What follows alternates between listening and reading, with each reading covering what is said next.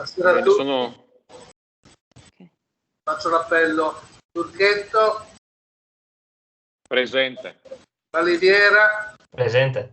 Cora. Presente. Trombini.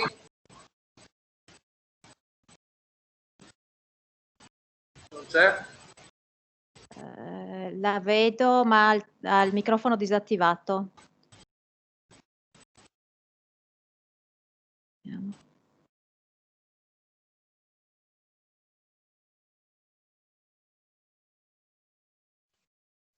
Presente. Ok. Genco. Presente. Zorzut. Presente. Brumat. Presente. Girardi. Presente. Tevdek. Presente. Colucci. Presente. Castellano. Presente. De Biagio. Presente. Vidoni. Presente. Tutti presenti. Degli assessori sono presenti Versegnassi Fabio.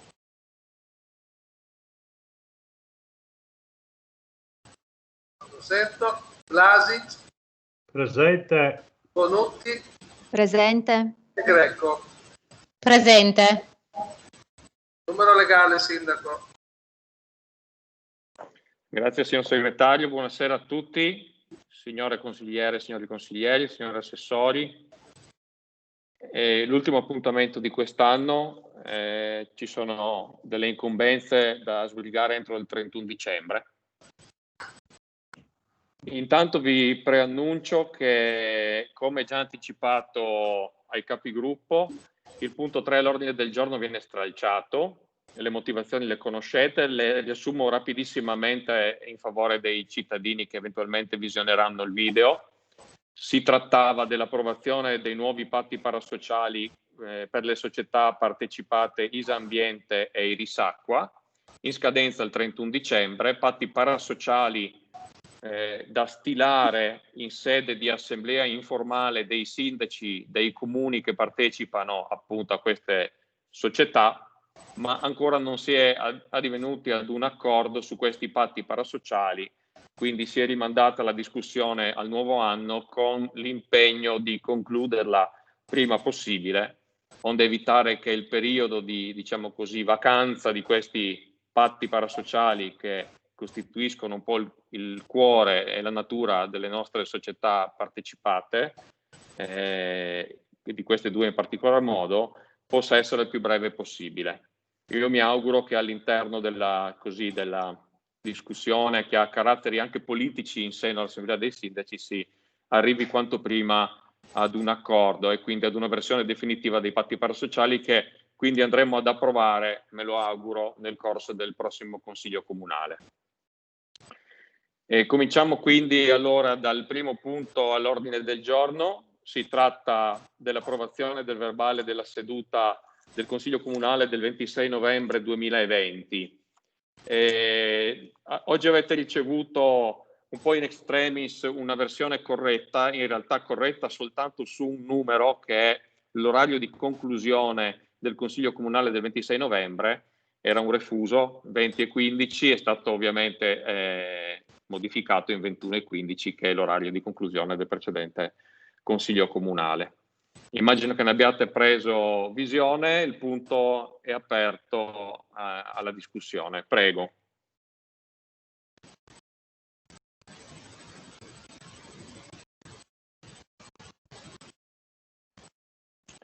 Se non sbaglio non vi sono richieste di intervento, quindi metto in approvazione il primo punto all'ordine del giorno, il verbale della seduta del 26 novembre 2020. Turchetto. Sono favorevole. Valiviera. Favorevole. Cora. Favorevole. Trombini. Favorevole. Genco. Favorevole. Zorzut. Favorevole. Brumat. Favorevole. Giraldi. Favorevole. Cevdek. Favorevole. Colucci, Favorevole. Castellan, Favorevole. De Biasio, Favorevole. Bidoni. Favorevole. Bene. Grazie. Al punto 2 dell'ordine del giorno abbiamo la revisione periodica delle società partecipate, ricognizione e partecipazioni possedute al 31 dicembre 2019. Questa è un'attività che ogni ente pubblico che sia socio di una società partecipata deve svolgere prima del 31 dicembre di ogni anno. Il decreto legge di riferimento è il 175 del 19 agosto 2016, il cosiddetto TUSP, testo unico in materia di società a partecipazione pubblica, poi corretto con un decreto legislativo successivo. E questa attività il nostro Consiglio Comunale la svolge dal 2017, quindi questa è la quarta volta. L'anno scorso l'abbiamo svolta a novembre. Che cosa devono fare le pubbliche amministrazioni? Il riferimento è l'articolo 20 e in sostanza annualmente con proprio provvedimento si deve fare un'analisi dell'assetto delle società di cui noi deteniamo partecipazioni dirette o indirette e predisponendo in alcuni casi un eventuale piano di riassetto. La casistica che richiede un piano di riassetto è elencata al comma 2 di questo stesso articolo e vi anticipo subito che nessuna di queste nostre partecipazioni ricade all'interno di questa casistica e per cui non ricorreremo a nessun piano di riassetto, razionalizzazione, fusione, soppressione o cessione di quote. È chiaro che queste società e comunque le nostre partecipazioni all'interno di queste società devono avere un significato e devono essere, diciamo, in qualche modo necessarie al perseguimento delle finalità istituzionali del nostro ente o comunque produrre un servizio di interesse generale. L'analisi che noi facciamo è quella di verificare se le quote che abbiamo all'interno di queste società partecipate sono quote, diciamo così, legittime perché queste società partecipate rientrano all'interno dei criteri della legge 175. Noi, come sapete, abbiamo partecipazioni all'interno di 4 società partecipate. 2 società sono partecipate cosiddette in-house, per cui soddisfano i criteri del cosiddetto controllo analogo e il secondo criterio è quello di avere un'attività prevalente in favore degli enti che le costituiscono e quindi almeno l'80% del loro fatturato sia a favore dello svolgimento di compiti ad esse affidati dai comuni che sono soci. Si tratta di Isontina Ambiente e Risacqua, mentre abbiamo 2 partecipazioni all'interno di 2 società private che sono l'una APT e l'altra SAF Trasporti. Mentre per APT è molto chiaro quale sia, diciamo, il significato della nostra partecipazione, è evidente che si tratta di una società che svolge un servizio all'interno del nostro territorio. Per quanto riguarda SAF, di cui deteniamo una minima quota, che ci è stata ceduta a seguito della liquidazione della provincia di Gorizia, in sostanza abbiamo lo 0,01% del capitale. La nostra partecipazione è giustificata dal fatto che come amministrazione pubblica possiamo mantenere partecipazioni in società che producono servizi economici di interesse generale a rete, anche fuori dal nostro ambito territoriale, purché l'affidamento dei servizi, sia in corso che nuovi, sia avvenuto e avvenga tramite procedure ad evidenza pubblica. E questo avviene per SAF. Quindi all'interno delle nostre 4 partecipate vengono soddisfatti tutti i criteri per mantenere le nostre partecipazioni. Se avete visto allegato alla delibera c'è anche un documento di analisi tecnica piuttosto complesso che rileva comunque che tutte le nostre 4 società partecipate sono in uno stato, diciamo, patrimoniale attivo e quindi non hanno, diciamo, uno stato in questo momento di debito. I conti sono in ordine. Desta qualche preoccupazione in questo momento, ma vedremo per il futuro, lo stato di Isontina Ambiente perché risente delle imposizioni da parte di ARERA per quanto riguarda il nuovo metodo tariffario, ma è tutto in divenire, quindi c'è qualche preoccupazione. Uno dei criteri per, diciamo, la valutazione di fuoriuscire da una società partecipata è anche quello che la società partecipata abbia almeno 4 bilanci in negativo negli ultimi 5 anni. Beh, siamo ben lontani da questa situazione, però insomma va detto che c'è qualche minima preoccupazione all'interno di Isambiente. Sapete poi che questa relazione e quanto noi delibereremo questa sera dovrà essere trasmesso sia alla sezione regionale di controllo della Corte dei Conti, sia al Dipartimento del Tesoro, che è pubblicato nella sezione amministrazione trasparente nel nostro sito. Questo sarà cura del nostro ufficio ragioneria. Ecco, questo è il contenuto della delibera, che in questo momento è aperta ai vostri interventi e alla discussione.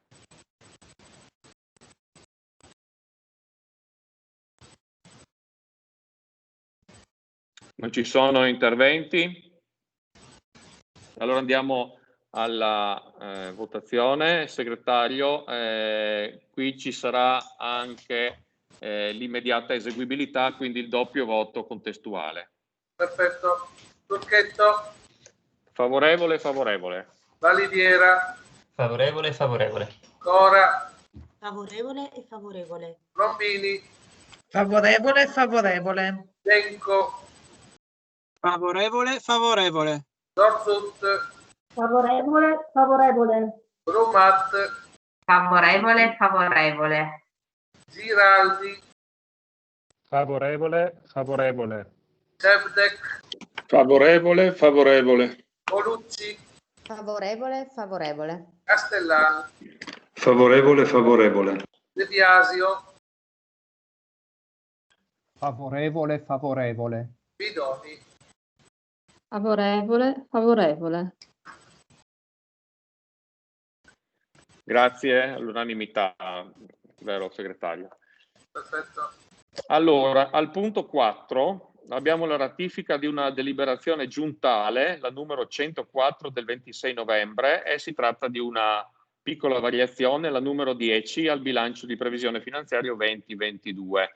Prima che l'assessore Bonutti ve la illustri, vi anticipo che è necessario, ovviamente, visto che l'organo esecutivo ha, diciamo, deliberato in via d'urgenza questa variazione, che l'organo consiliare la approvi entro 60 giorni oppure entro il 31 dicembre dell'anno in corso, se a tale data non sia scaduto il predetto termine, che significa che noi la dobbiamo approvare appunto entro il 31 dicembre. Prego, Assessore Bonutti. Ovviamente è saltata la luce a casa mia, quindi datemi un secondo che cerco di connettermi dal PC, così vi faccio vedere le slide. Un secondo solo.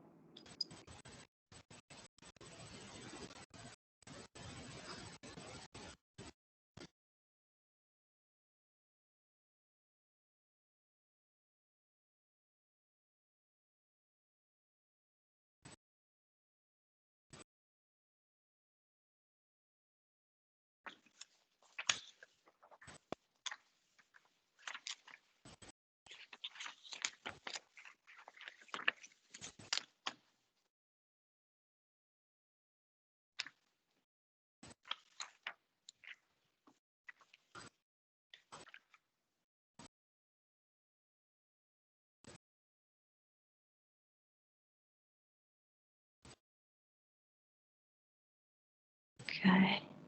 Riuscite a sentirmi? Sì, prego. Ok. Allora, vediamo se riesco a condividere lo schermo.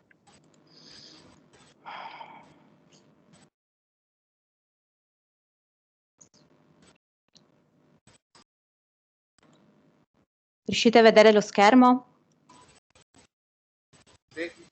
Sì. Ok. Allora, abbiamo la ratifica alla variazione numero 10, che è abbastanza breve e prevede delle entrate. Sono 2.000 euro di contributo ricevuto dalla Fondazione Carigo per una mostra fotografica, e sempre in entrata abbiamo 8.955 euro che sono il trasferimento dello Stato per buoni spesa per l'emergenza Covid. In uscita abbiamo sempre gli 8.955 euro che sono appunto indirizzati ai buoni spesa per l'emergenza Covid, 2.500 euro per la manutenzione della centrale biomasse a seguito di un guasto, i 2.700 euro che sono l'uscita del contributo per la Fondazione Carigo sempre per la mostra fotografica, 350 euro dovute a una perdita d'acqua in cimitero e 800 euro utilizzati per i carburanti dei mezzi degli operai. Come minori spese abbiamo 4.350 euro a seguito della mancata demolizione del rudere del museo per la mancanza del parere della sovrintendenza dei beni culturali, per un totale a pareggio di 10.955.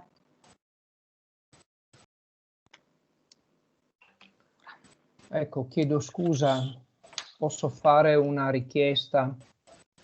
Mi sentite? Prego, consigliere Sì. De Biasio. No, Prego. volevo semplicemente capire questa mostra fotografica per la quale è stato stanziato questi 2.700 euro, in cosa consista? Se vuole intervenire l'assessore Greco. Sì, allora si tratta di una mostra fotografica che abbiamo, diciamo, messo in piedi con alcuni cittadini già, diciamo, durante prima della prima ondata del coronavirus.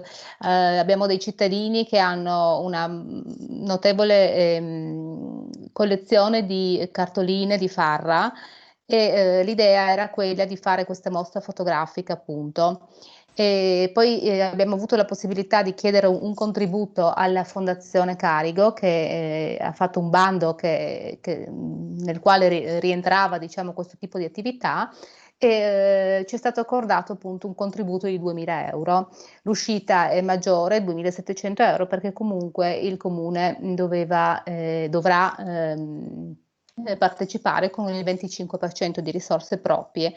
Adesso abbiamo ricevuto questo contributo e cercheremo di metterla in piedi chiaramente in base a come si evolverà l'epidemia e quant'altro. Comunque il contributo, questa è anche una delibera abbastanza vecchia perché ora il contributo verrà spostato sul nuovo bilancio e la mostra fotografica sarà fatta sicuramente non prima della primavera prossima, ecco. Ecco, se posso, chiedo scusa, ma siccome appunto non so nulla e mi sembra una iniziativa che potrebbe anche essere interessante, vero? Non so dove si svolgerà, se ci sarà un catalogo, se vengono esposti gli originali o gli ingrandimenti e se i cittadini sono tanti effettivamente. Allora, la mostra fotografica verrà fatta in collaborazione con la parrocchia, quindi verrà esposta in parrocchia. Non saranno originali, ma saranno delle copie, perché chiaramente i cittadini, insomma, gli originali hanno un valore che è meglio non esporre proprio così. I cittadini attualmente sono 2, forse ce ne sarà anche un terzo di cittadino che parteciperà come, diciamo, fornitore della documentazione. Ci sarà un catalogo? Non so. Ecco, un catalogo. Allora, nel contributo della Fondazione non erano compresi i cataloghi, però è nostra intenzione chiedere un ulteriore contributo, se possibile, alla Cassa di Risparmio e vediamo se ci daranno un aiuto. Sicuramente il catalogo è un'idea. È qualcosa che rimane, no? Tantissimi anni fa, adesso non ricordo, 20-30 anni fa, era già stata fatta una mostra proprio con le cartoline che appaiono nella home page del comune di Paradisotto e c'è un bellissimo catalogo che le raccoglie, quindi è una bella cosa che resta. Bene, grazie. Sì, va bene.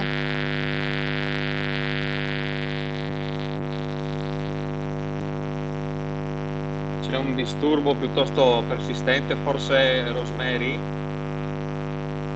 Credo che no. sia dal segretario. Scusate. No.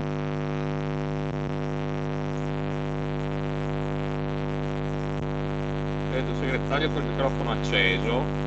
Il segretario non ha Ecco, spento. sì, l'ha spento. Sì, ha un problema con i microfoni di là.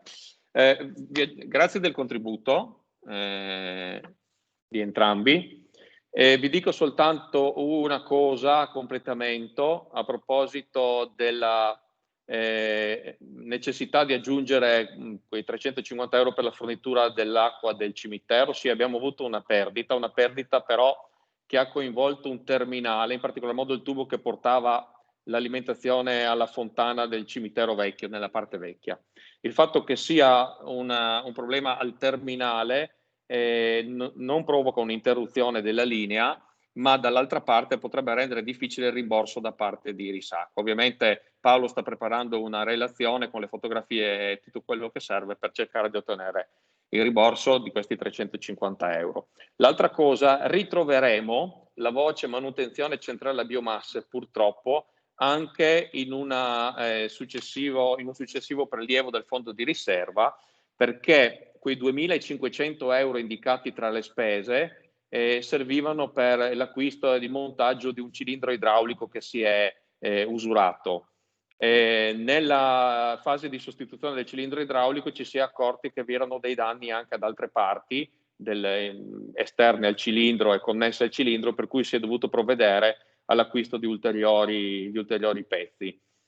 Allo stato attuale, appena messo su il nuovo cilindro, ha avuto di nuovo un'avaria. Sembra che sia un'avaria sistematica, nel senso che la ditta che produce questo tipo di centrali sembra che stia provvedendo a spostare questo famoso cilindro perché è sottoposto a temperature tra i 700 e gli 800 gradi, quindi si usura rapidamente.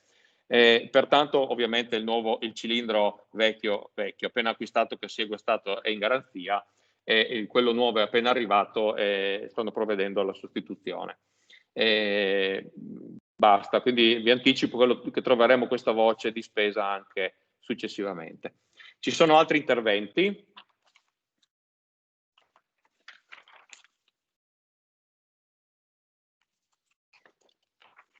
Allora possiamo ratificare al segretario questa delibera di Consiglio Comunale in merito alla variazione numero 10. Il microfono.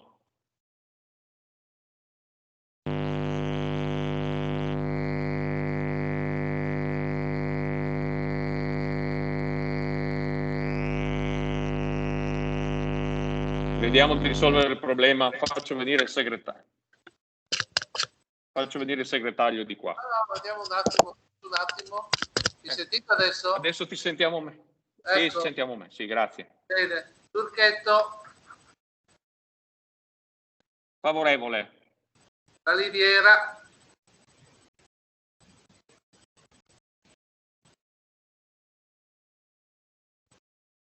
Baliviera non sento.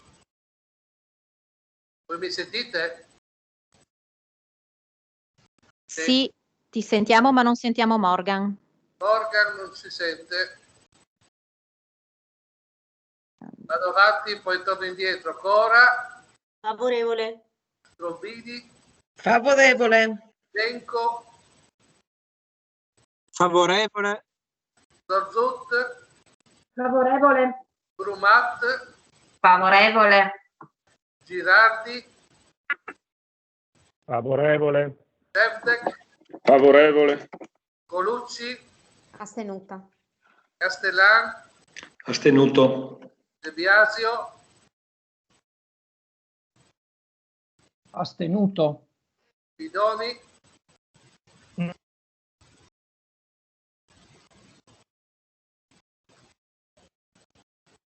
Bidoni non sento. Torno a Baliviera.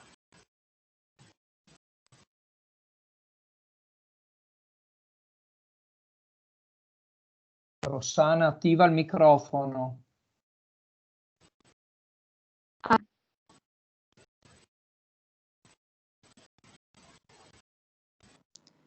Rossana non si riesce a sentire. Prova a riattivare di nuovo il microfono. Prova di nuovo adesso a parlare. Astenuta. Ok. Astenuta. Sentito, grazie, grazie. Mi manca C'è Baliviera.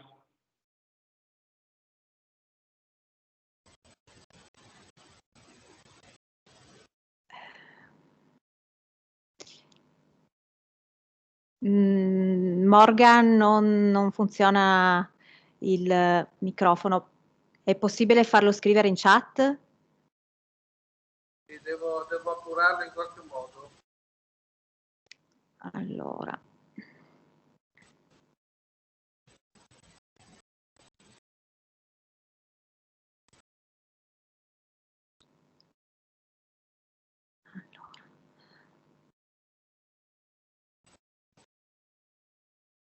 Morgan, prova a scrivere sulla chat. Il segretario dovrebbe trovare in alto una casellina con un fumetto e dovrebbe essere la chat.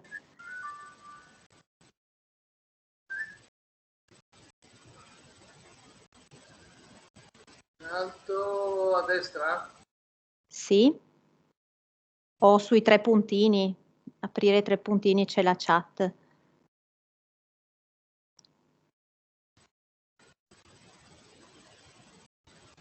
Però non vedo messaggi di Baliviera. E dice che la chat è attiva solo per i membri del team. Ah, ecco, perché lui è entrato con un altro account. Ok.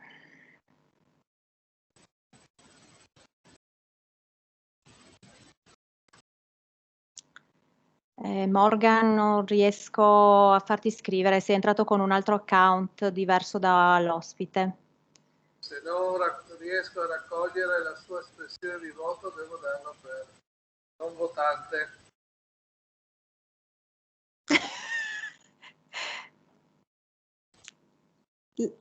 Ha espresso in video. Ah, c'è il video? Vediamo il video?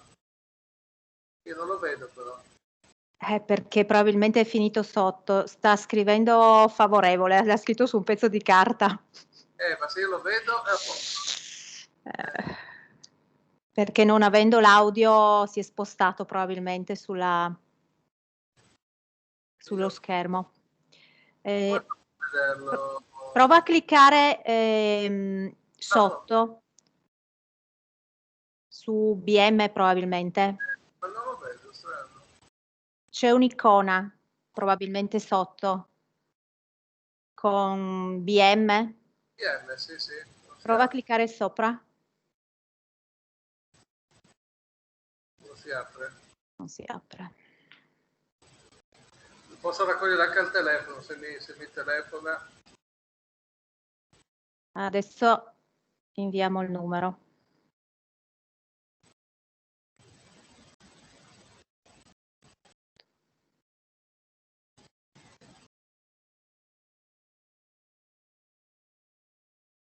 Morgan, mi senti? Prova a staccare le cuffie dal PC.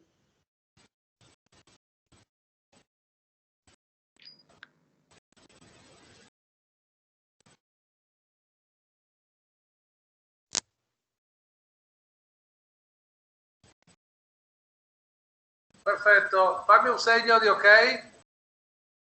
Ok, registrato, perfetto, grazie. Sindaco, Bene, sì, grazie, con qualche difficoltà.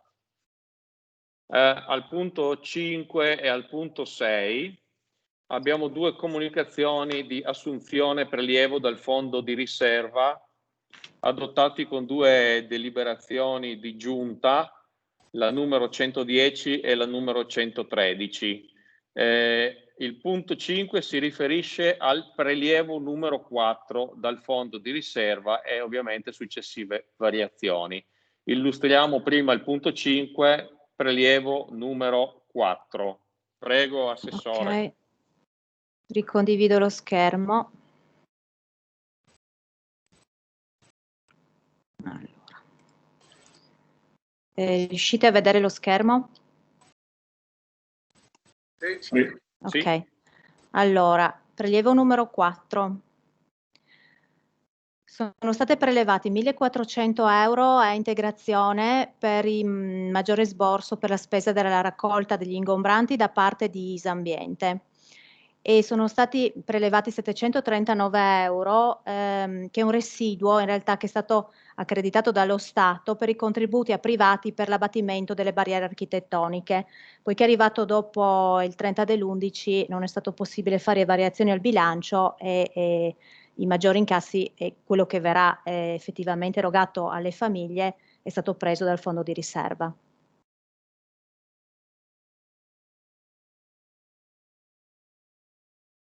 Prego, ci sono interventi?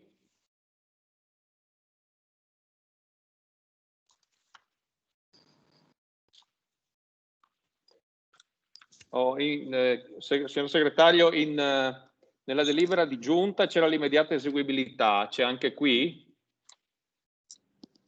Anche nella delibera del Consiglio come comunicazione? No. Questa comunicazione non si vota. Va bene. Ulteriore comunicazione, sempre un prelievo dal fondo di riserva, prelievo numero 5. Prego, Assessore. Allora, un secondo. Ok. Prelievo numero 5, riuscite a vedere lo schermo? Sì. Ok. Allora, sono stati prelevati 662 euro a integrazione dell'affidamento a Compa FVG per il supporto per il bando di gara per la nuova assunzione. 1.526 euro l'affidamento a una ditta esterna per importare i dati del master data sul nuovo sito comunale e i 1.212 euro sono appunto le maggiori spese per la centrale le maggiori spese di riparazione per la centrale a biomasse come vi ha illustrato prima il sindaco. Allora, andiamo qui. Prego, se ci sono interventi inerenti a questo punto all'ordine del giorno. Volevo solo sapere riguardo a questo bando di che cosa si tratta, questo concorso. Si tratta del concorso per l'assunzione di un ulteriore dipendente a profilo, diciamo così, misto tecnico che possa supportare l'ufficio tecnico, visto abbiamo circa un 30 ore di spazio assunzionale, quindi diciamo che il tecnico non ha bisogno di tutte e 30 le ore, ha chiesto 18 ore di supporto. Pensiamo di poter anche in qualche modo usufruire dell'aiuto di questo nuovo dipendente anche per gli aspetti della cultura. È chiaro che dovrà avere un profilo abbastanza sui generis per occuparsi sia dell'aspetto culturale che di supporto ovviamente soltanto per la parte amministrativa dell'ufficio tecnico, non certo per gli aspetti più inerenti al tecnico vero e proprio.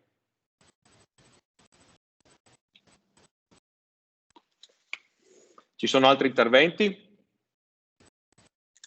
Bene, allora possiamo concludere quindi il punto 6 dell'ordine del giorno e passare quindi ai vostri interventi che vi prego di portare all'attenzione di questo Consiglio Comunale. Prego.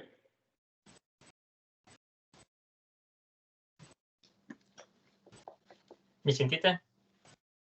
Sì, adesso ti sentiamo. Oh, perfetto, ottimo. Io Consigliere Baliviera. Se possibile vorrei fare un intervento. Prego. Allora, grazie. Signor Sindaco, signori assessori, signori consiglieri. Quello di oggi è l'ultimo Consiglio Comunale dell'anno. Un anno non certo semplice, un anno che non ha sicuramente rispecchiato quelle che erano state le speranze di ognuno di noi. Quelle speranze che si esprimono ad ogni 31 dicembre, che si esprimono ogni qualvolta che ci accingiamo a vivere il passaggio al nuovo anno. La pandemia di coronavirus che ha colpito tutti quanti, partendo dall'Asia per poi propagarsi in Italia e nel mondo, ha posto davanti a noi, governanti, governati, amministratori nazionali, regionali, locali, delle sfide, il più delle volte molto complicate. Un virus che ha contagiato ad oggi più di 2 milioni di persone nella sola Italia, che ha portato alla morte di più di 71.000 persone sempre nel nostro paese, che ha sconvolto le vite di tutti noi. È una sfida che da decenni non ci eravamo trovati ad affrontare. Anche un piccolo comune, una piccola comunità come la nostra, quella farrese, si è trovata a vivere un'emergenza che nessuno di noi si sarebbe immaginato fino a poco meno di un anno fa. Con il lockdown imposto a livello nazionale lo scorso marzo, durato fino all'inizio del mese di maggio, sono sorte anche da noi, come del resto in tutta Italia e in tutto il mondo, delle difficoltà importanti, alle quali però l'amministrazione comunale, e di questo posso dirmi molto contento anche a nome del gruppo che rappresento, Farra Viva, ha tentato, molte volte riuscendoci, di ovviare. Penso ad alcune di queste problematiche, come ad esempio la costrizione di isolamento e permanenza del proprio domicilio, che molti anziani e persone più fragili o sole si sono trovati a vivere, magari non essendo provvisti dei mezzi necessari per potersi recare al supermercato più vicino, alle quali l'amministrazione comunale ha risposto mettendo in piedi un gruppo di giovani e meno giovani volontari per il servizio spesa, che durante tutto il periodo della quarantena hanno fornito aiuto a queste persone in difficoltà, sempre puntuali nel proprio servizio ed esempio di un impegno volontario importante a favore dei più deboli. A questo, sempre per il problema dovuto all'isolamento domiciliare, è stata affiancata anche la distribuzione dei buoni spesa statali, un servizio rifiuti ed un contatto telefonico costante molto importante per contrastare, almeno in parte, il dramma psicologico della solitudine. Un altro importante problema dovuto alla difficoltà economica data dalla temporanea chiusura di attività e difficoltà nel settore del commercio e della ristorazione ha visto questa amministrazione comunale intervenire con uno sconto Tari, dei ristori comunali per le imprese, liberatori per circolazione di addetti alle consegne a domicilio. La problematica della conciliazione fra famiglia e lavoro ha visto nei mesi estivi ed autunnali prima un centro estivo dai 3 ai 16 anni, poi un dopo scuola, strumenti importanti anche per non perdere quel senso di aggregazione che nei bambini è necessario, pur rispettando scrupolosamente le direttive in materia di sanificazione e distanziamento sociale. Sempre per quanto riguarda le necessità dei bambini e degli studenti, con l'aiuto di varie associazioni si è provveduto all'acquisto di dispositivi atti al corretto svolgimento della didattica a distanza. Un aiuto importante, seppur piccolo, in un mondo che si è riscoperto sempre più digitalizzato. Sul versante della digitalizzazione, la Giunta si è impegnata ad attuare un'importante spinta, favorendo tra i dipendenti comunali lo smart working ed andando a creare, cosa molto importante, soprattutto oggi, un nuovo sito internet per il nostro comune, dando anche costante ascolto ed informazione attraverso i canali social dell'amministrazione comunale. Oltre a queste misure abbiamo visto anche l'attivazione del sostegno psicoterapeutico come risposta allo stress per gli operatori sanitari, l'acquisto e la distribuzione delle mascherine durante la prima fase del lockdown, la messa in sicurezza della scuola e la riorganizzazione dei servizi mensa e scuolabus. Insomma, con i pochi strumenti a disposizione, questa giunta comunale si è dimostrata comunque in grado di poter intervenire, con quanto in suo potere, per aiutare, dove possibile, quelle persone che in questa emergenza hanno vissuto delle problematiche più o meno importanti. E questo, lo ripeto, non posso che dirmi soddisfatto. E a questa giunta va, da parte mia e del nostro gruppo, un sincero grazie. Lo shock vissuto da tutti quanti ha portato in un primo momento, e questo è un qualcosa di molto importante e molto positivo, ad una maggiore tregua fra la maggioranza e l'opposizione. Tregua che però, a mio rammarico, non è durata molto. In momenti come quello attuale, pur essendo noi un piccolo comune, credo che la maturità di un consiglio comunale, di un'istituzione, la si veda quando si mettono da parte divisioni non necessarie e si va verso una collaborazione su tematiche specifiche di interesse comune. Perché, voglio ricordare a tutti quanti noi, presenti in questo consiglio comunale e non solo, che nei prossimi mesi, terminata quella che è l'attuale emergenza sanitaria, ci troveremo ad affrontare la forse ben peggiore emergenza economica, a cui, come ogni momento di crisi, si associerà un'emergenza sociale. Sarà quindi anche il nostro dovere, in quanto rappresentanti dei cittadini di Farra, tentare delle vie che portino al dialogo ed alla collaborazione per ricercare quello che in politica è non solo il fine principale, cioè il comune benessere. Ecco quindi, se per l'anno che ci troviamo ad affrontare posso fare un auspicio, è proprio questo. Mettiamo da parte differenze secondarie per lavorare insieme concretamente per il nostro comune. Ne sono sinceramente fiducioso oltre che speranzoso. Concludendo, signor Sindaco, signori assessori, signori consiglieri, colgo l'occasione per augurare a tutti un 2021 che sia decisamente migliore dell'anno che abbiamo appena passato. Grazie.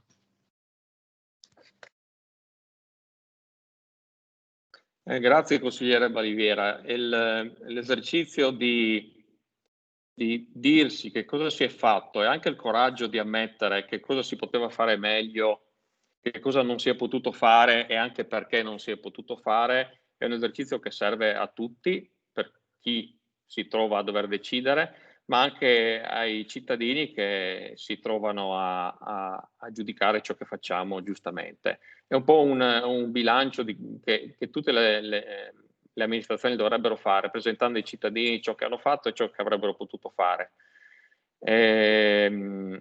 In merito a ciò che avremmo potuto fare, io posso dire due cose. La prima è che mi sono reso conto che nonostante gli sforzi profusi non riusciamo ad arrivare a tutti i cittadini con le iniziative.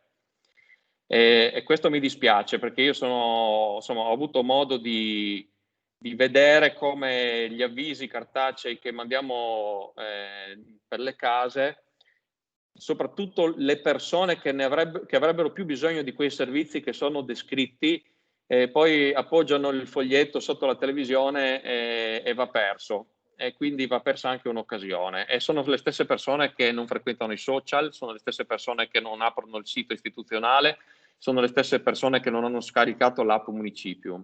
E questa è una sfida per noi, cioè arrivare alle persone che hanno bisogno, e lo dimostra il fatto che abbiamo ancora una quota di buoni spesa che non sono stati evasi e che probabilmente resteranno inevasi. Stiamo studiando come utilizzarli in maniera alternativa. Questo è un rammarico. L'altro rammarico, se posso dire, probabilmente ognuno analizza il proprio operato. Ecco, forse nell'esperienza del gruppo di volontariato non sono riuscito a coinvolgere in maniera attiva il gruppo di minoranza, probabilmente tra i giovani che costituivano la lista di venire, forse ci sarebbe stata qualche disponibilità. Quindi ecco, anche in questo caso forse si sarebbe potuto lavorare meglio insieme, e, insomma, mi assumo anche le responsabilità di una mancata magari comunicazione e coinvolgimento. Bene, se ci sono altri interventi, prego. Chiedo la parola. Prego, consigliere Colucci. Allora, il mio intervento odierno riguarda nello specifico il maxi progetto da 800.000 euro programmato da questa amministrazione comunale per rilanciare il campo sportivo di Farra, riqualificare l'area festeggiamenti e far diventare il sito sportivo cuore delle attività ricreative del paese.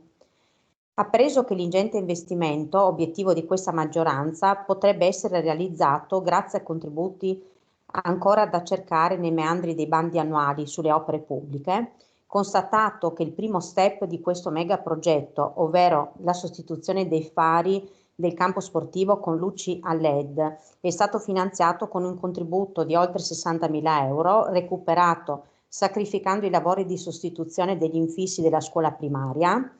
Considerato infine che in progettazione c'è la ristrutturazione della zona spogliatoi con la sostituzione dei serramenti e il rifacimento del tetto in Eternit e la creazione di un campo a 5 nell'area di sfogo, si ritiene opportuno conoscere quale sia il progetto sportivo, educativo e didattico, se esiste, alla base di questi interventi.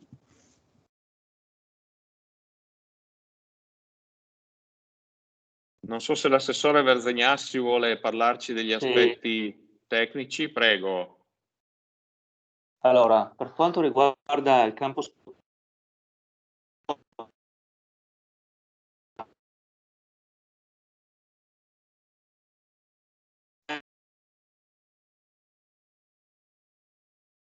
Fabio, non sentiamo niente.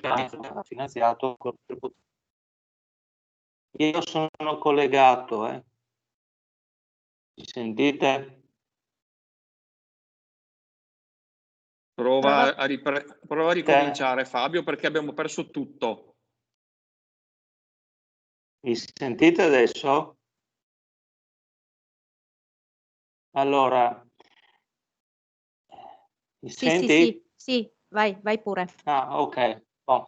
Allora, punto primo, ricapitolo. Era importante per poter usufruire del campo sportivo mettere mano e quindi procedere con la manutenzione e sostituzione dei corpi illuminanti. Sfruttata l'occasione di avere i fondi per l'efficientamento energetico che sì, sono andati a discapito dei serramenti della scuola, ma non significa che la scuola non verrà interessata in un secondo momento di un ulteriore intervento sempre per l'efficientamento energetico, quindi dei serramenti, ma se non mettevamo mano, se non si passa alla manutenzione dei corpi illuminanti, dei fari, il campo sportivo non è utilizzabile nemmeno in sicurezza. Di conseguenza questo è il primo step che verrà effettuato. Per questo tipo di lavoro è stato redatto sia un progetto di fattibilità tecnico-economica che un progetto definitivo esecutivo, che è importante per ottenere il contributo e per iniziare i lavori. Il progetto di fattibilità tecnico-economica, essendo un progetto abbastanza importante, è stato pensato a largo spettro proprio per fare una valutazione di merito su tutti quelli che sono gli interventi che si devono fare all'interno del campo sportivo per poter usufruire, e anche in quell'area che viene definita cosiddetta area festeggiamenti. Perché? Perché ci sono dei contributi regionali che su cui noi non abbiamo potuto incidere perché ci mancavano appunto le progettazioni, e che in quota parte potrebbero permetterci di intervenire. Di conseguenza il progetto di fattibilità tecnico-economica che abbiamo in mano ha un importo abbastanza oneroso, quindi sono 598.000 euro, ma in realtà l'importo totale del progetto è di 880.000 euro, perché prevede anche poi gli oneri fiscali, contributo ANAC, accantonamenti, imprevisti, arrotondamenti e quant'altro. 800.000 euro che ovviamente andranno suddivisi in lotti, e quindi bisognerà trovare per ogni singolo tipo di intervento i fondi regionali necessari o fondi nazionali. Ricordo che senza un progetto di fattibilità tecnico-economica è praticamente impossibile accedere oramai a qualsiasi forma di contribuzione. Quindi se vogliamo sfruttare sia quelli che sono i contributi già in essere, come per esempio quello previsto dalla legge regionale 3 del 2020, o contributi che verranno messi in campo dalla regione, con la quale insomma abbiamo buone possibilità di sapere che investirà non solo sul nostro comune, ma sui comuni in senso generale. Se non abbiamo appunto già in mano un progetto, non possiamo accedere a questi contributi. Di conseguenza quello che si è previsto è la sostituzione del torrifaro, per il quale interverremo nel 2021, poi il rifacimento, la revisione dei percorsi. Vado abbastanza in modo diciamo così generale, perché altrimenti nel dettaglio diventerebbe troppo lungo. Percorsi pedonali, uscite di sicurezza, poi la ricostituzione dell'area della tribuna dell'area basket, un'area palco, pista da ballo, perché quell'area festeggiamenti dovrebbe essere utilizzata appunto come area per le sagre e quant'altro, l'area del chiosco, poi il campo da calcio a 5 e gli spogliatoi. Ecco, diciamo il rifacimento degli spogliatoi è la spesa più onerosa prevista, diciamo così, nel computo metrico di 225.000 euro. Posso? Prego.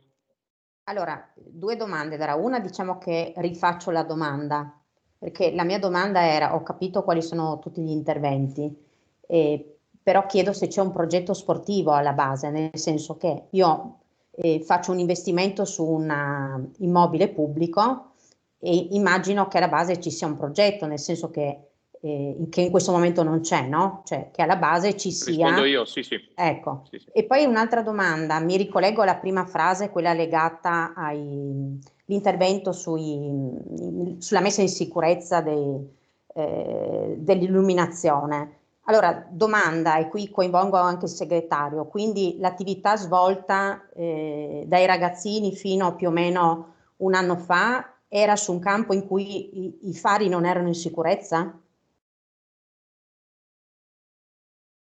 Su questo posso rispondere tranquillamente io. Abbiamo sollecitato più volte la società che aveva in gestione il campo a chiudere con i pannelli che sono caduti i quadri alla base dei pali che esponevano alle intemperie tutti i contatti, gli interruttori, eccetera, eccetera. Cosa che non è stata fatta perché il gestore precedente riportava che i danni erano precedenti alla sua gestione. Per cui la prima cosa che è stata fatta appena il gestore precedente ha lasciato la gestione del campo, siamo andati a fissare questi pannelli sul davanti dei contatori, perché era intollerabile che ci fosse un'attività in presenza di questo tipo di rischio. Sì, c'è stata una fase in cui la gestione non era assolutamente adeguata per garantire la sicurezza delle persone. Abbiamo avuto moltissimi incontri con il gestore precedente, con il quale non siamo mai riusciti a raggiungere un accordo su chi doveva fare che cosa. Ricordo che la manutenzione ordinaria di un impianto è a carico del gestore, non certo dell'amministrazione comunale. Per quanto riguarda invece il progetto sportivo, allora, purtroppo siamo stati tutti testimoni di quello che è stato l'esito di quello che doveva essere in teoria un grande progetto sportivo e in realtà si è rivelato un enorme buco nell'acqua, con grandissimi problemi non soltanto a questa amministrazione ma anche a tutta una serie di fornitori che anche in questi giorni mi hanno contattato per avere notizie del precedente gestore perché vi sono dei problemi di solvenza, di debiti da più e più parti. Ci sono state anche problematiche di rapporto anche personale nei colloqui, quindi la gestione è stata una gestione onestamente difficilissima che io ho ereditato e che è stato il cruccio più grosso da quando io sono diventato sindaco. Ecco, io credo che abbiamo bisogno di guarire tutti quanti da questa esperienza, perché è stata un'esperienza traumatica, ma non lo dico come sindaco, lo dico come cittadino, lo dico come genitore, ancorché i miei figli non abbiano usufruito di questo servizio, ma tanti bambini che conosco e figli di persone che sono sedute in questo momento al di là di questi schermi hanno avuto un'esperienza negativa. Qual è il progetto? Il progetto è questo. Intanto abbiamo dato in mano ad un'associazione locale, come avete visto bene, un'associazione sportiva locale, la struttura che ha dimostrato già di averla migliorata in maniera importante, procedendo ad opere di pulizia e di pittura anche degli interni dello spogliatoio, la sostituzione di alcuni vetri infissi che si erano rotti, diciamo così, e anche alla messa in sicurezza dell'area esterna, asportando tutta una serie di macerie e strumenti che erano stati abbandonati, andando a riparare tutta una serie di strumenti come il rotolo per l'irrigazione, eccetera, che erano stati danneggiati, tutto ovviamente a spese dell'associazione. Questo è un passaggio. Stiamo valutando, visto che abbiamo avuto diverse richieste da società sportive anche di un certo livello, a livello, diciamo così, provinciale, se vogliamo dare una dimensione, se poi il prossimo anno mettere a bando la gestione del campo sportivo. Abbiamo avuto diverse proposte di diversa tipologia, con tutti gli interessati siamo rimasti comunque in contatto in accordo di valutare l'idea di fare gestire da una società del nostro territorio la struttura. Devo dire che al momento attuale sono molto soddisfatto della gestione da parte degli amatori perché si vede che stanno trattando il campo come se fosse un pezzettino della loro casa e alla fine è questo di cui noi abbiamo bisogno, no? Abbiamo imparato questa cosa, forse ci voleva un trauma di questo genere per impararla. Se i progetti a cui ci si riferiva sono progetti di ampia portata con società blasonate eccetera, no, non ce ne sono in questo momento, ma onestamente non ho neanche voglia di prendermi questa briga in questo preciso momento perché, ripeto, l'esperienza è stata abbastanza traumatica. In merito invece così, mi dispiace sentire che si è sacrificata la scuola. Voi sapete, in onestà intellettuale, che questa giunta si è sempre molto interessata alla scuola, non soltanto agli aspetti strutturali, ma anche agli aspetti di gestione. Non entro nelle cose che abbiamo già detto.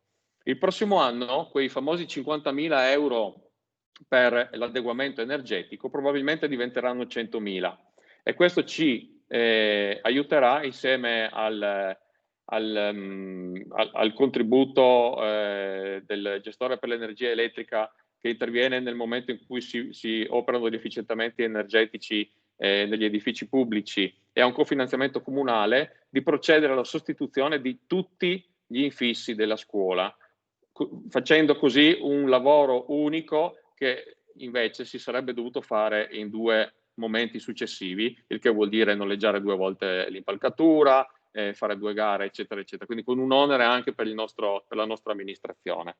Ricordo che già sulla scuola stiamo lavorando per ridurre l'impatto dei pannelli fotovoltaici che continuavano ad essere un problema, perché richiedevano una costante manutenzione da parte degli operai per le deiezioni dei colombi a livello delle grondaie, che infatti sono danneggiate, che devono essere sostituite. E ricordo anche che abbiamo anche valutato e procederemo, abbiamo già affidato l'incarico per una valutazione degli intonaci, perché come avrete visto si stanno scrostando e anche se sono delle parti superficiali potrebbero costituire un pericolo nel caso dovessero cadere nel cortile. C'è anche il programma di automazione del cancello e nel prossimo anno eventualmente, se riusciremo a trovare una posta di bilancio, di sostituzione del cancello, che è molto pesante, protetto da una rete molto sottile che ha dei beccucci che hanno provocato, nonostante i tentativi di girarli, eccetera, già dei piccoli infortuni ai bambini. Quindi no, non abbiamo sacrificato la scuola, abbiamo fatto una scelta razionale che ha a che fare con il tipo e l'entità dei finanziamenti che riceveremo. Grazie.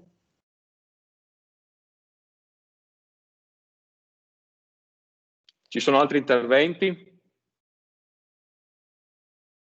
Se posso intervenire. Prego, consigliere Di Biasio, prego. Allora, la mia non è un'interpellanza, non ho nulla da chiedere, è solo una riflessione che ho maturato e che ho condiviso con i miei colleghi di gruppo. Ve la leggo e dopo naturalmente la manderò. Gli organi di governo di un'amministrazione comunale sono il sindaco, la giunta ed il consiglio comunale, con diversità di competenze come tutti noi sappiamo.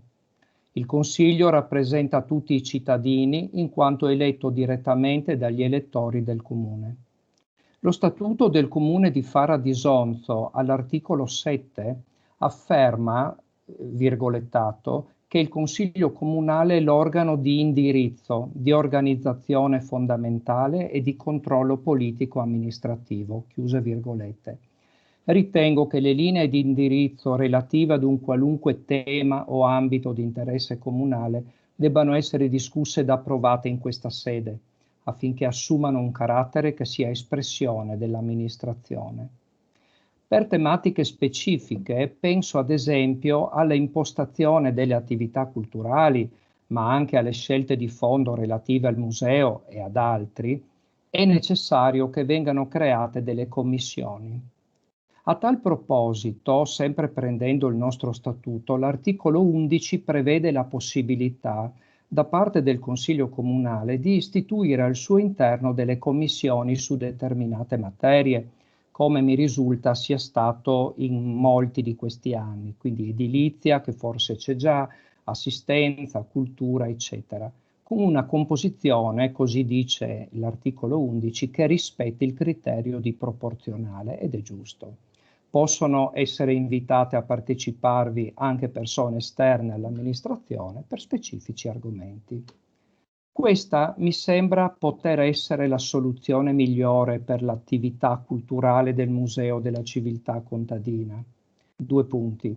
Oltre ad Ocra, che è incaricata di gestire il museo, ne farebbero parte il sindaco, alcuni consiglieri rappresentativi dei gruppi consiliari e potrebbero essere invitati e coinvolti cittadini purché motivati e competenti.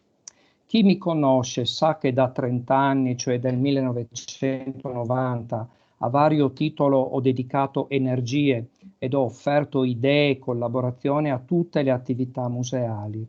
Condivido parzialmente le modalità costitutive ed operative dell'attuale gruppo pilota, perché credo che se lo spontaneismo è segno di partecipazione attiva, esso debba essere coniugato alla competenza, al fine di ottenere gli obiettivi prefissati. Non si tratta solo di forma, anzi la forma nel gestire un'amministrazione pubblica è anche sostanza, poiché passa attraverso il rispetto delle persone, la loro valorizzazione e la condivisione, purché regolamentate e senza pregiudizi. Grazie. Grazie, consigliere De Biasio. Ci sono altri interventi? Prego, vedo una mano alzata, ma non riesco a capire di chi sia. Consigliera Vidoni. Sì, se posso intervenire. Prego. Buonasera. Allora, in riferimento alla risposta del sindaco alla mia interrogazione del 26 novembre scorso, ritengo opportuno fare qualche ulteriore precisazione.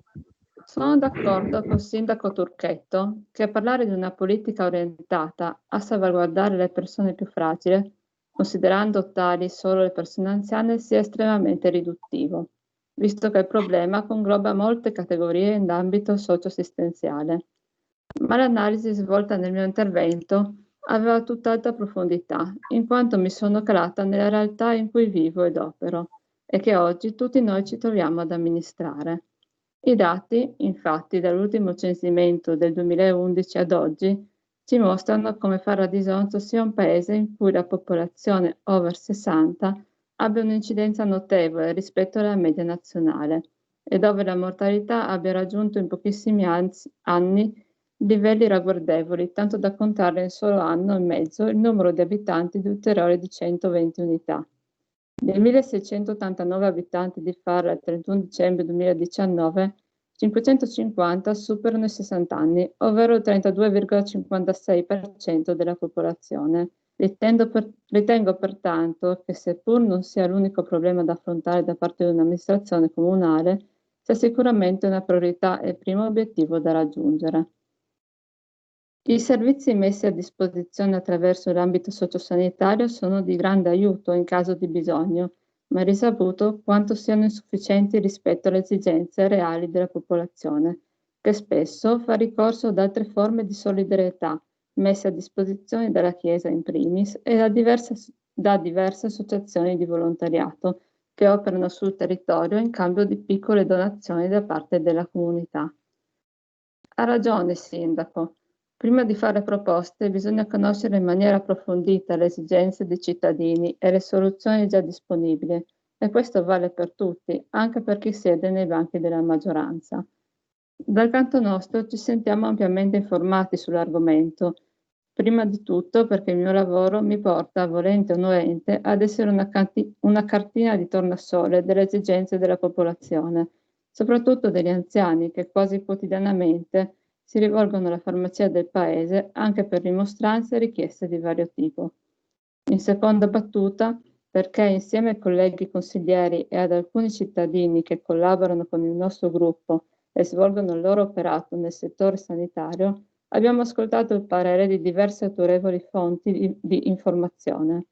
Mi riferisco sia a Don Stefano, che per anni ha seguito la comunità di Farra collaborando con il comune e svolgendo un'opera di solidarietà nei confronti di cittadini bisognosi, sia ai presidenti di due cooperativi di volontariato, Solidea e La Salute, che sono considerati sul territorio dei pilastri in termini di assistenza, aiuto e supporto alle persone fragili.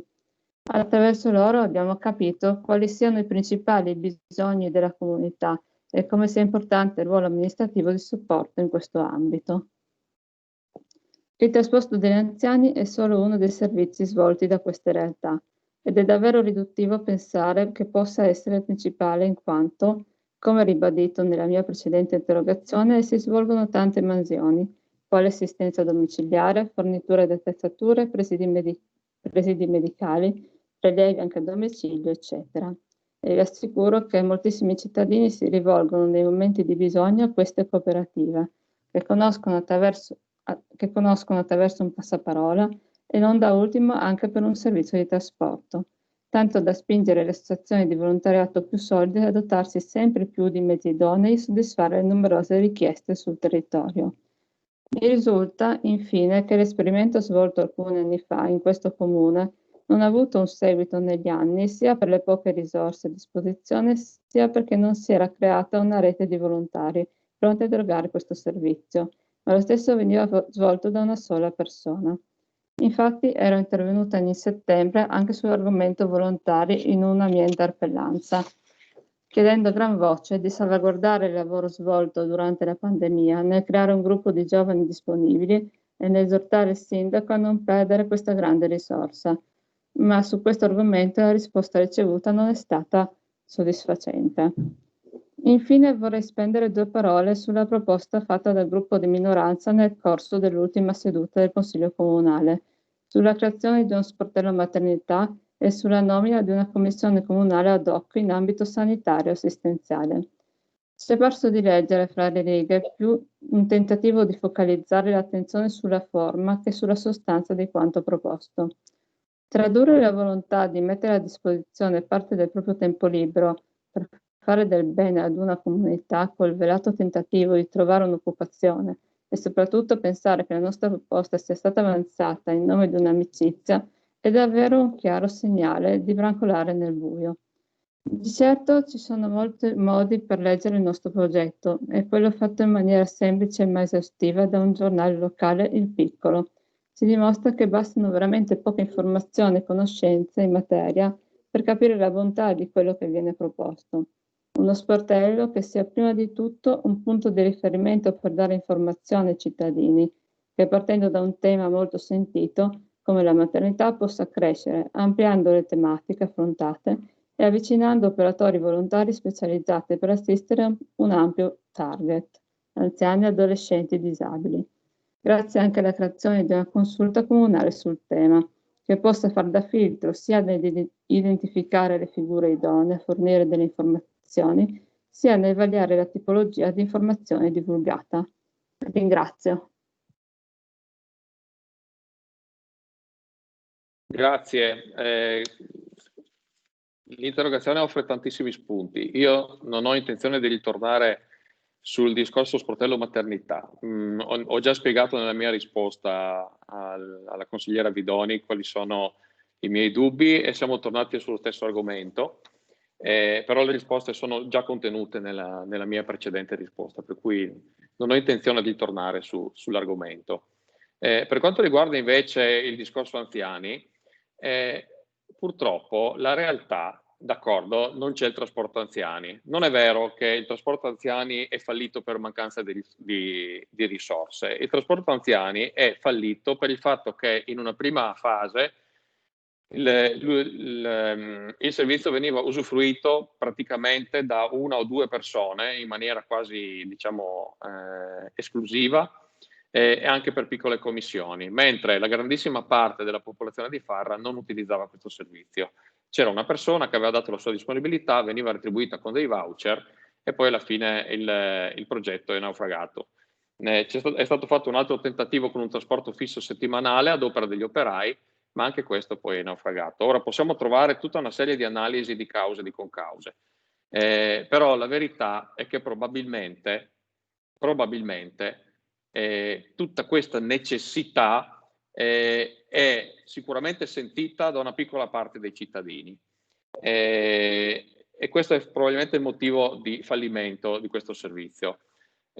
Guardate, io ho interpellato la salute, adesso il presidente non è disponibile per motivi personali, però la persona con cui ho parlato, che è un po' il nostro referente qui a Farra, ha posto grandi dubbi sulla possibilità da parte di queste associazioni di fornire un trasporto a queste persone, perché non è la loro finalità. Loro nascono per una finalità diversa, tra l'altro sono stra impegnati con i trasporti ospedalieri, sono oberati dai trasporti ospedalieri, per cui non riescono a fornire questo servizio.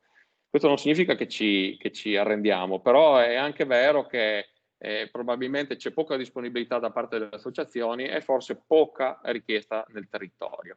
Io lo so benissimo che le persone quando sono in difficoltà si rivolgono a 2 figure all'interno del paese, che sono il sacerdote e qualche volta il sindaco.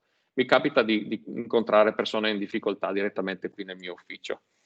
È vero anche però che, come vi ho detto prima, il nostro grande problema è intercettare i bisogni delle persone, perché durante questa fase di pandemia mi è capitato di sentire delle persone a casa in qualità di sindaco soltanto per avere un'idea di come stessero e di scoprire delle necessità socioassistenziali veramente molto pesanti che sono state soddisfatte con un semplice contatto con l'assistente sociale che ha fornito a domicilio gratuitamente quei servizi che sono proposti in questa interrogazione. Quindi il servizio a domicilio, il SAD, fornisce i pasti a domicilio, fornisce la possibilità di avere un operatore che aiuta, per esempio, il coniuge nell'igiene personale della persona disabile. E sono servizi che vengono forniti e anche finanziati non soltanto dal nostro comune, ma anche per esempio dalla Fondazione Carigo, che finanzia una certa quota di queste ore.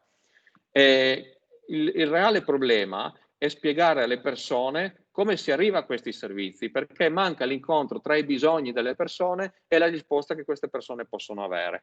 È inutile creare dei doppioni, dobbiamo cercare di portare le persone ai servizi che già esistono. L'assistente sociale, il servizio sociale serve a quello. Purtroppo abbiamo un assistente sociale che, come tutti i piccoli comuni, si dedica a Farra per poche ore alla settimana, perché il comune di Farra riesce a, diciamo, finanziare questo servizio fino a un certo punto, ma abbiamo un'assistente sociale molto proattiva. Io segnalo all'assistente sociale tutti i casi di un particolare interesse che mi derivano non soltanto per mia esperienza e contatto personale, ma anche su segnalazione del Don Gilberto. E quindi esiste questa modalità, ma non è una modalità, diciamo così, ufficiale e ben consolidata, è una modalità casuale. Per cui io credo che dobbiamo concentrarci su un altro aspetto, che sia quello di portare l'informazione alla gente, perché alla fine i servizi ci sono. Non c'è tutto, è vero, non c'è tutto, ma il trasporto anziani mi sembra piuttosto marginale. Comunque io mi riservo di parlarne con qualche persona in paese che già qualche tempo fa mi aveva fatto cenno di questo bisogno. Cerchiamo di capire qual è la reale necessità delle persone, perché creare un servizio che non risponde a un bisogno è una spesa per noi ed è una cosa inutile per loro. Grazie. Vedo il consigliere Castellan e, se non sbaglio, il consigliere Ceudek che hanno alzato la mano per intervenire. Se vuoi parlare tu, Giorgio, io parlo dopo, è uguale, scegli tu. No, inizio io, dai, perché vorrei riallacciarmi al discorso dell'impianto sportivo per non lasciare passare troppo tempo. Così dopo ti lascio lo spazio all'intervento del consigliere Castellano. Volevo giusto dare il mio contributo, siccome ho, come dire, frequentato il campo un po' negli ultimi 10 anni e più, e quindi conosco abbastanza bene la situazione. Secondo me nel campo sportivo ci sono due cose distinte. Una che è la nuova struttura che è stata realizzata dall'amministrazione Fabbro, che ormai ha una decina d'anni, che però non è mai stata utilizzata a pieno, anzi è stata utilizzata poco o nulla. Quindi sicuramente, a mio avviso, sarebbe necessario un intervento che possa rendere fruibile quell'area e rendere fruibile quella struttura, che altrimenti rischia di deperire negli anni, no, per un degrado dovuto al scarso utilizzo.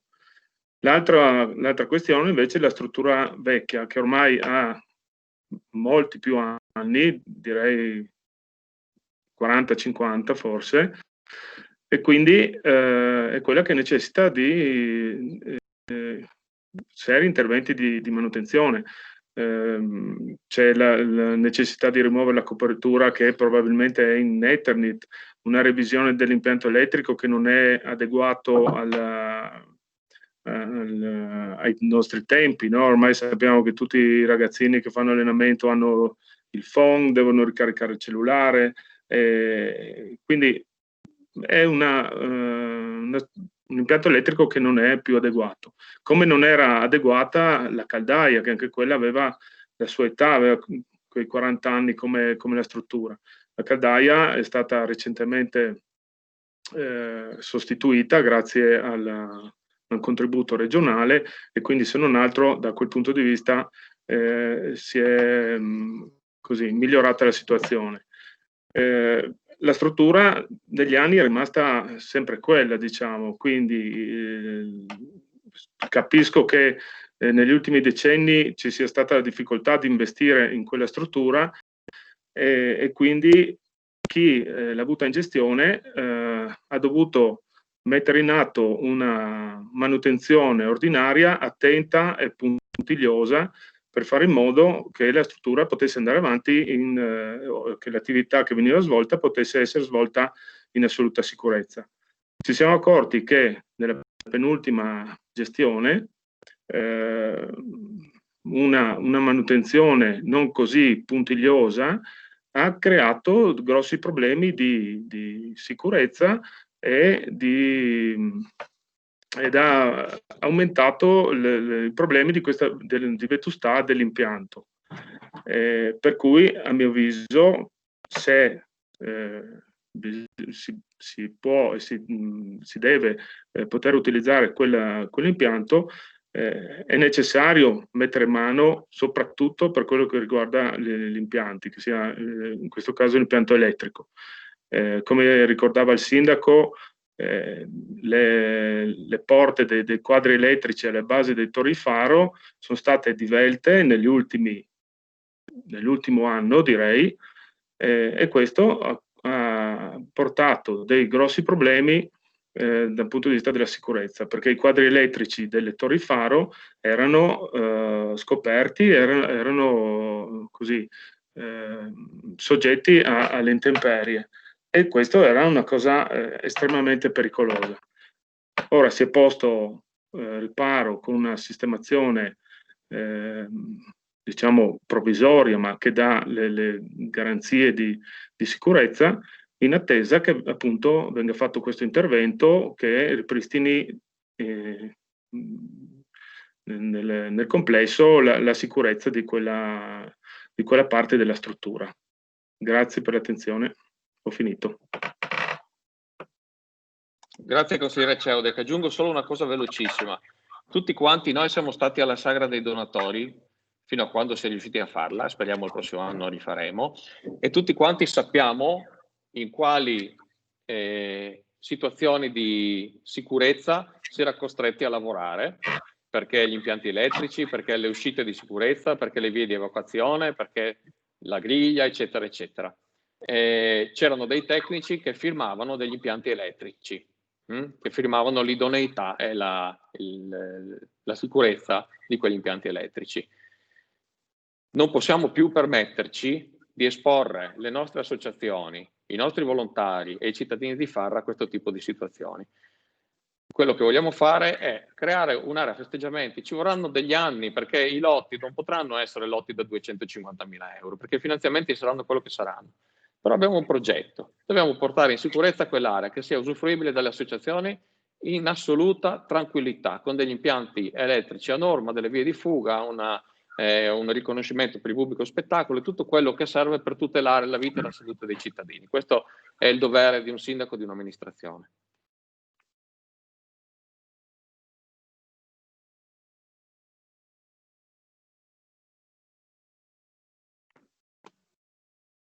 Posso prego.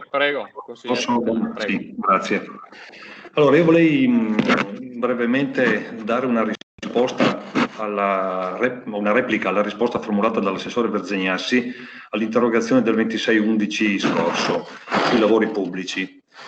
E leggo quello che ho scritto con qualche commento anche.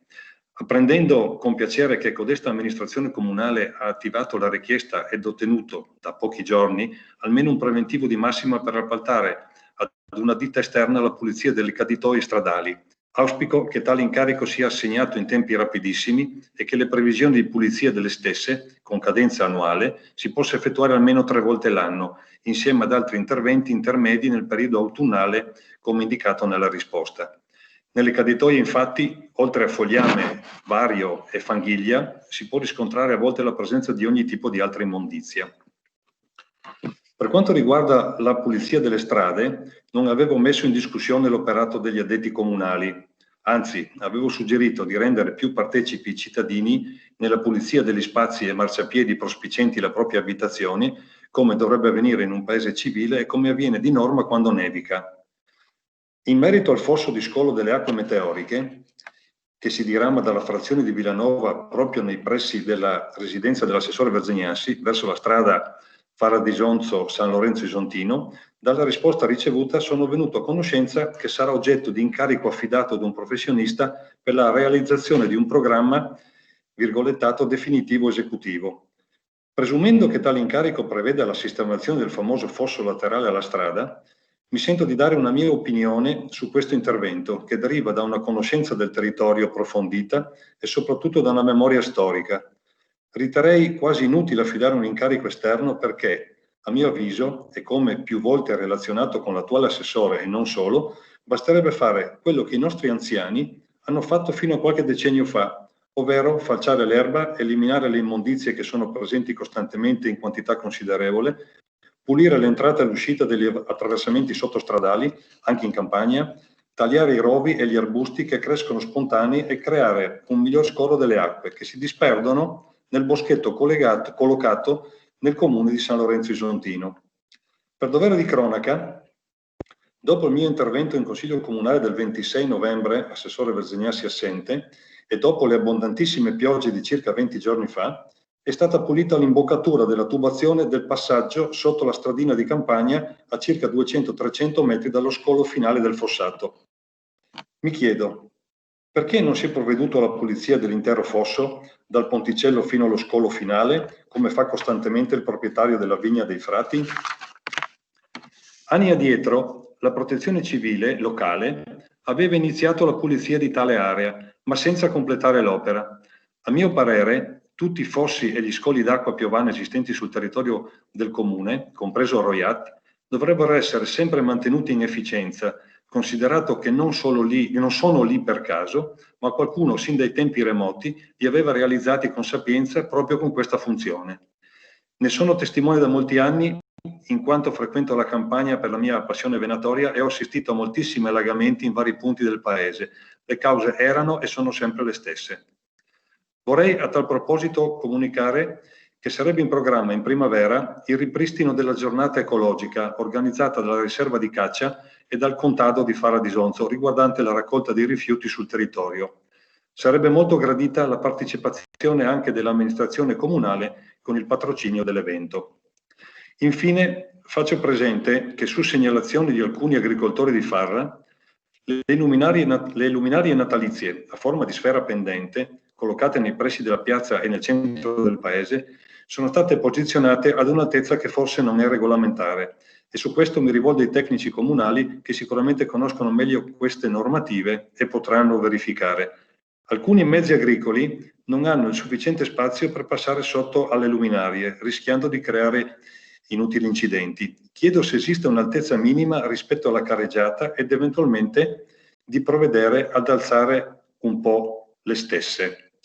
Vorrei aggiungere una cosa che non ho scritto, che è questa. L'altra volta ho parlato e ho, esposto la mia opinione un po' contraria sul fatto del finanziamento e alla progettazione del comune, alla sistemazione del comune e alla casa di riposo ed altro. Sono stato anche da cittadini criticato e come accusato di voler essere partecipe a questi progetti ed eventualmente agli incarichi. Faccio solo una precisazione che non mi sono mai occupato di lavori pubblici, non li ho mai fatti, so che ci sono delle difficoltà per farle anche dal punto di vista professionale, ripeto, non l'ho mai fatto e non sono coinvolto e non sono interessato. Grazie per l'attenzione, auguro a tutti buone feste in serenità e soprattutto in salute. Grazie. Grazie consigliere Castellano. Credo che l'assessore Verzegnassi voglia rispondere. Allora, sì, ringrazio dei quesiti e ci tengo a fare delle precisazioni, probabilmente forse mi sarò io spiegato male nell'interrogazione scritta, nella risposta scritta. Allora, per quanto riguarda il finanziamento del progetto, non mi riferivo al fosso che fiancheggia la via Contessa Beretta e quant'altro.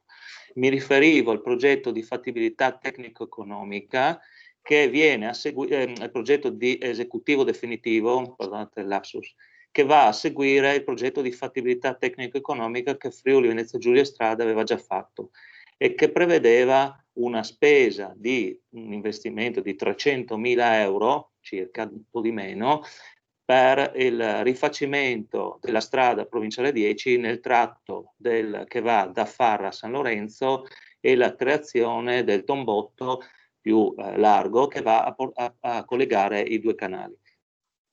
E questo noi siamo andati a chiedere l'assessore, siamo andati a parlare sia con FVG Strade sia con l'assessore Pizzimenti per far sì che riesca, diciamo, sollecitarli a mettere mano a quest'opera e quindi nel 2021 verrà realizzato questo progetto di esecutivo definitivo a cui seguiranno poi le opere manutentive vere e proprie. Per quanto riguarda i fossati, cioè tutti i fossi, sì, condivido pienamente che il lavoro sia quello di pulizia, diciamo, del fondo dei fossi, la loro sistemazione, in qualche parte è già in quota parte è già stato fatto, in altre zone no. Abbiamo anche cercato di coinvolgere le aziende agricole con cui, diciamo, abbiamo anche degli accordi. Però è chiaro che il lavoro verrà fatto sia dalle aziende agricole in quota parte, perché ad esempio Ierman l'ha già fatto, e abbiamo parlato anche con Tenuta Villanova, perché ad esempio c'è stato un riversamento di ghiaia che è venuta giù con le piogge dall'entrata per accedere alle canoniere e che è andata ad ostruire parte del fossato. Tenuta Villanova ha detto che avrebbe provveduto, ad oggi non l'ha ancora fatto, noi sentiremo gli operai comunali. Comunque per questo tipo di interventi la pulizia e la manutenzione ordinaria è ovvio che verrà fatta e alla quale starò sicuramente dietro. Per quanto riguarda le caditoie, quest'anno siamo partiti un po' in ritardo, verrà fatta presto, ma noi abbiamo contattato ben presto Cosper per fare l'intervento, perché avevamo messo dei soldi a bilancio, poi il preventivo è arrivato tardi perché anche la Cosper aveva i suoi problemi, insomma, quindi tutta una serie di cosine che quest'anno purtroppo per un motivo o per l'altro ci hanno un attimino ostacolati.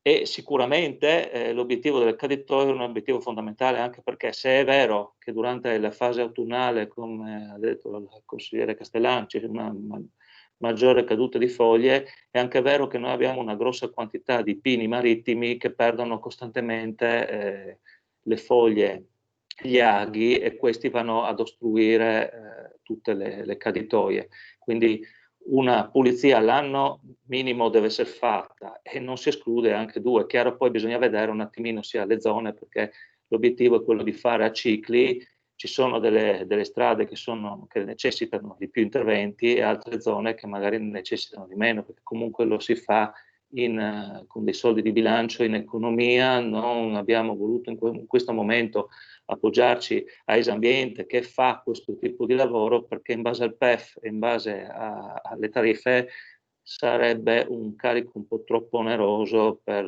le tasche dei cittadini. Comunque è chiaro che tutte le valutazioni di merito verranno fatte e rivalutate di anno in anno, perché non è detto che nel tempo qualcosa cambi, che quindi si possa rivedere i ragionamenti fatti ora. Poi per l'altezza delle luminarie, le luminarie abbiamo assegnato una ditta con cui non abbiamo avuto problemi. Le luminarie che loro mettono dovrebbero, sono a norma. È chiaro che se però queste luminarie danno fastidio, nulla vieta che il prossimo anno si cambino luminarie prendendone di altro, rivedendo un attimino le altezze, in modo tale da non arrecare fastidio agli agricoltori che devono lavorare. Ecco, noi non abbiamo un contratto fisso con questa ditta, possiamo semplicemente vedere anche con altre ditte negli anni successivi se hanno delle luminarie un po' meno ingombranti, anche in rapporto qualità-prezzo. quindi su questo è tutto assolutamente valutabile. Ecco. E poi per quanto riguarda la giornata ecologica, penso che forse il sindaco sia più adatto a fare un ragionamento in tal senso. Spero di aver toccato tutti i punti, di non aver... Ah sì, no, per quanto riguarda la sensibilità sulla pulizia del fogliame davanti alla propria casa, sì, un'opera di sensibilizzazione da parte dell'amministrazione comunale nei confronti dei cittadini può essere fatta, e forse può essere fatta anche in concomitanza della giornata ecologica piuttosto che di altri eventi, e far riprendere un po' delle vecchie, diciamo anche buone abitudini, perché tutti noi lo facciamo, io anche cerco di mantenere quello che è di fronte alla mia abitazione e quant'altro. Io ho risposto su quella che è una programmazione con gli operai. Ecco. Grazie. Grazie Assessore. Aggiungo solo una cosa. Ovviamente, consigliere Castellan, quelle illazioni sugli interessamenti, no, agli appalti pubblici, eccetera, sono illazioni che non ci appartengono e che io personalmente condanno nella maniera più assoluta, quindi non sono accettabili. In merito alla giornata ecologica, chiedo al consigliere Castellan se si tratta di un invito ufficiale, perché io lo accetto molto volentieri, in presenza anche della consigliera Colucci, che in qualche modo è il riferimento per il contado di Fara. Chiedo se anche da parte loro c'è questo invito. Mi farebbe molto piacere essere presente e patrocinare come amministrazione questa iniziativa. Posso rispondere?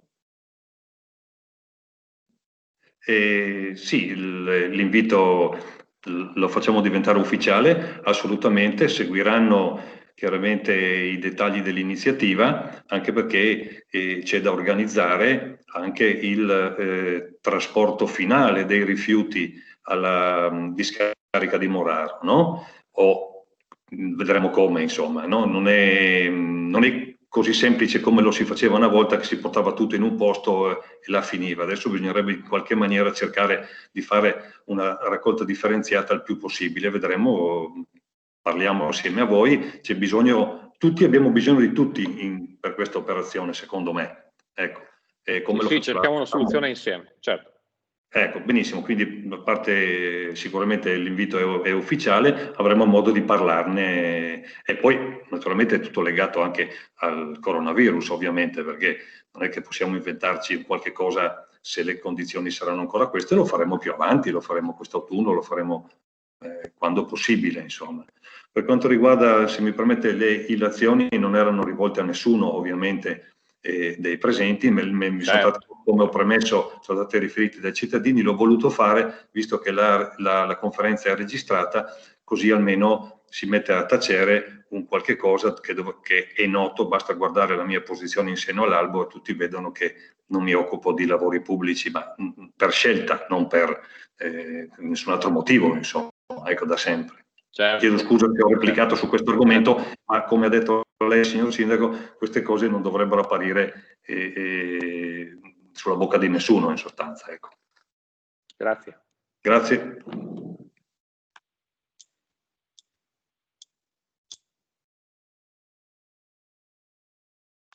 Qualcun altro desidera esprimersi?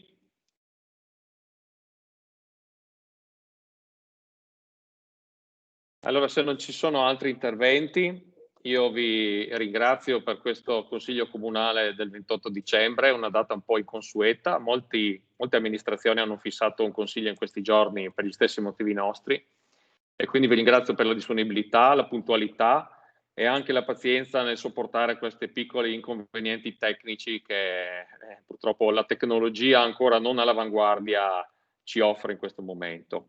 Io spero che passiate i prossimi giorni con le vostre famiglie, che passiate gli ultimi giorni dell'anno in serenità e che il prossimo anno sia segnato da una collaborazione fattiva tra persone che credo siano sedute su queste sedie per gli stessi identici motivi. Vi ringrazio tanto e vi auguro una buona serata. Arrivederci. Arrivederci. Arrivederci. Buonasera a tutti. Buonasera a tutti. Mi scuso per prima Buonasera. per il collegamento audio. Buonasera a tutti. Non c'è problema. Ciao. Abbiamo capito. Grazie.